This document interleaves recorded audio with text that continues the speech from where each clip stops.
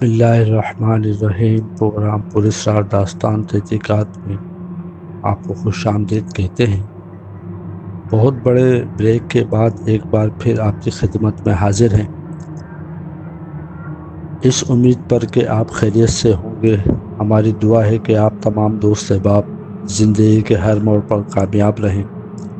بڑھتے ہیں اپنی ایک نئی داستان کی طرف، اور ایک بہت ہی پیاری سی داستان آپ کی سماعتوں کی نظر کرتے ہیں۔ ہوا کچھ یوں کہ ایک پڑھی لکھی فیملی رات کو ڈنر کرنے بیٹھے۔ ان کے بچے بھی ساتھ ہی تھے۔ ابھی سب نے ڈنر کرنا شروع ہی کیا تھا کہ دروازے پر دستک آئی۔ ایک بار دستک دینے کے بعد دوبارہ آواز نہیں آئی۔ یہاں یہ لوگ بھی ڈنر کرنے میں مصروف تھے۔ کسی نے مناسب ہی نہیں سمجھا کہ اٹھ کر جائیں اور دروازہ کھولیں۔ کچھ دیر بعد دوبارہ دستک ہونا شروع ہوئی، مگر اس بار مسلسل دستک ہوتی رہی۔ تو بچوں کے والد صاحب غصے میں اٹھے اور دروازے کی طرف چل پڑے، اور غصے میں بڑبڑاتے ہوئے دروازے تک پہنچ گئے، اور جیسے ہی دروازہ کھولا تو باہر کوئی نہیں تھا۔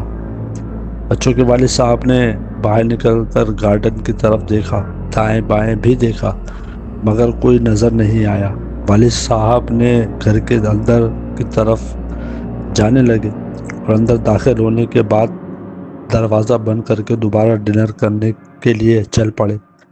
ابھی 2-4 قدم ہی چلے تھے کہ دوبارہ سے دروازے پر دستک ہوئی۔ والد صاحب نے تیزی کے ساتھ دروازہ کھولا تو کیا دیکھتے ہیں کہ باہر ایک فقیر کھڑا ہے اور ان سے کچھ کھانے کو مانگ رہا ہے۔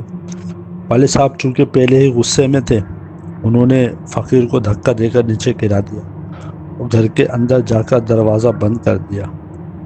اب فقیر جیسے ہی نیچے گرا، گارڈن میں پڑا پتھر اس کے سر میں لگا، جس سے اس کا سر پھٹ گیا اور خون نکلنے لگا۔ اس فقیر نے جب یہ دیکھا کہ میرے سر سے خون نکل رہا ہے، اس نے فوراً ایک کپڑا لیا اور سر کے اس حصے میں رکھ لیا جہاں سے خون نکل رہا تھا۔ اس وقت تو وہ فقیر واپس چلا گیا۔ خیر وہ رات بھی خیر سے گزر گئی۔ صبح ہونے کے بعد بچوں کے والد صاحب حسب معمول اپنے آفس جا رہے تھے۔ تیاری کری اور اپنی گاڑی اسٹارٹ کی اور آفس کی طرف چلنے لگے۔ گھر سے کچھ دور چلنے کے بعد گاڑی خود بخود رک گئی۔ بچوں کے والد صاحب بھی پریشان کہ گاڑی اچانک کیوں رک گئی۔ خیر وہ گاڑی سے اتر کر گاڑی کو چیک کیا، مگر سب کچھ ٹھیک تھا، لیکن گاڑی اسٹارٹ نہیں ہو رہی تھی۔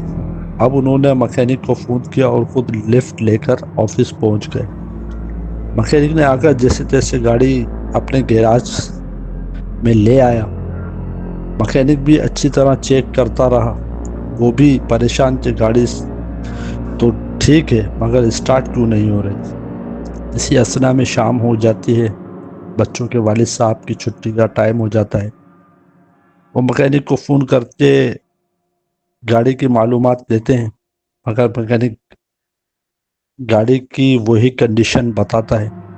خیر وہ رکشہ کر کے اس مکینک کے پاس پہنچ جاتے ہیں اور آخر خود چیک کرتے ہیں، اور جیسے ہی گاڑی کو سیلف مارتے ہیں گاڑی سٹارٹ ہو جاتی ہے۔ گاڑی کے سٹارٹ ہونے پر دونوں حیران ہو جاتے ہیں۔ خیر یہ اپنے گھر کی طرف چلتے ہیں۔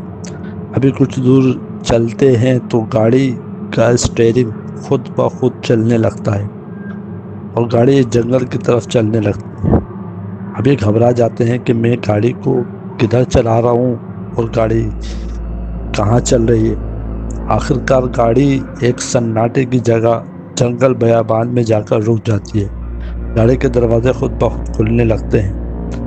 یہ موصوف گاڑی سے نکل کر بھاگنے لگتے ہیں۔ بھاگتے بھاگتے تھک جاتے ہیں اور ایک درخت کے ساتھ بیٹھ جاتے ہیں۔ کچھ دیر گزرنے کے بعد کیا دیکھتے ہیں کہ وہ فقیر ان کے سامنے کھڑا ہے جس کو انہوں نے دھکا دیا تھا اور سر پھٹ گیا تھا۔ اس فقیر کو دیکھ کر یہ چونک جاتے ہیں اور حیرت کن انداز میں پوچھتے ہیں، تم یہاں کیا کر رہے ہو؟ دراصل وہ فقیر ایک جن تھا اور اس سے گھر پر کچھ کھانا لینے آیا تھا۔ مگر ان موصوف نے دھکا دے کر اس کا سر پھاڑ دیا، اور یہ سب کچھ بھی اس جن نے ہی کیا تھا۔ گاڑی بھی بند جن نے ہی کی تھی، پھر اسٹارٹ بھی اسی جن نے کی، اور اب اس شخص کو جنگل میں بھی جن ہی لایا۔ وہ بار بار معافی مانگتے رہے مگر اس جن نے ان کی ایک نہ سنی اور گلا دبا کر جان سے مار ڈالا۔ سامعین، میرے دوستو، بلا شبہ یہ ایک کہانی ہی صحیح، لیکن اس سے ایک سبق تو ملا۔ ہم بھی اسی معاشرے میں رہتے ہیں، ہم بھی اسی ماحول میں سانس لیتے ہیں، ہمارے گھروں پہ بھی دروازوں پہ دستک ہوتی ہے، کچھ سائل سوال کرتے ہیں، تو ہمیں اس چیز کا احتیاط کرنی چاہیے کہ جو کچھ بھی ہمارے پاس میسر ہے ہم خوشی خوشی دے دیں، کیونکہ آنے والا سائل کس روپ میں آیا ہے ہم نہیں جانتے۔ اللہ تعالیٰ سے دعا ہے کہ ہمیں اس طرح کی داستان اور کہانیوں کو سن کر سبق حاصل کرنے کی توفیق عطا فرمائے۔